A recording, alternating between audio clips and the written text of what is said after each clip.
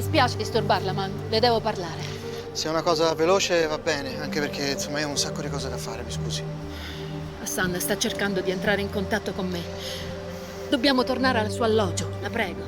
È vero che quando siamo andati lì la prima volta io non ho percepito quasi nulla. Agatha, ascolti. No, mi ascolti lei. Io so che tornare lì ci aiuterà nella ricerca del corpo di Hassan. Se lei vuole davvero che lui abbia giustizia, deve venire con me a cercarlo. Come mai quando ci siamo visti 10 giorni fa al vulcano la pensava diversamente? Cos'è successo nel frattempo? È successo che ho riflettuto, poi ho deciso di continuare le ricerche di Hassan in un modo più razionale. Da una persona come lei mi sarei aspettata almeno un minimo di sincerità. Lei non si fida più di me, vero? Ci sono abituata, sa? Succede sempre così.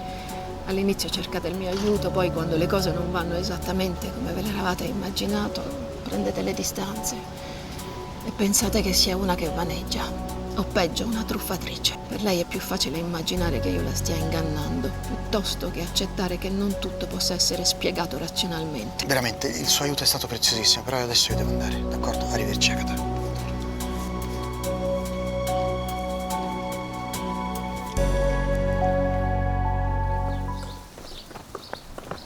Where were you?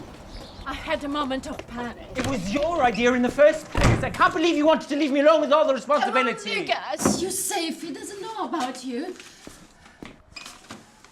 He's going to discover.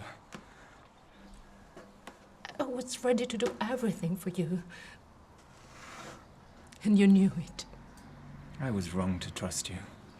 I love you. I don't know, Magda. You're still my son. And if he suspects you, I will say it's all my fault.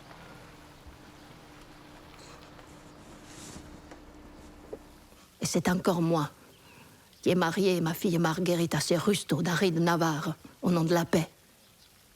Mais on dit aussi que c'est vous qui avez conseillé à Charles IX d'achever Coligny. Oui, c'est vrai.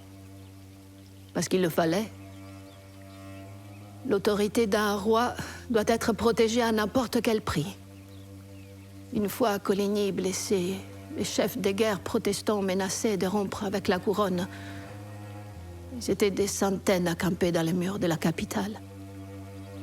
Et si les chefs huguenots avaient décidé d'attaquer les Louvres cette nuit-là, je ne suis pas sûre que la garde royale aurait pu résister.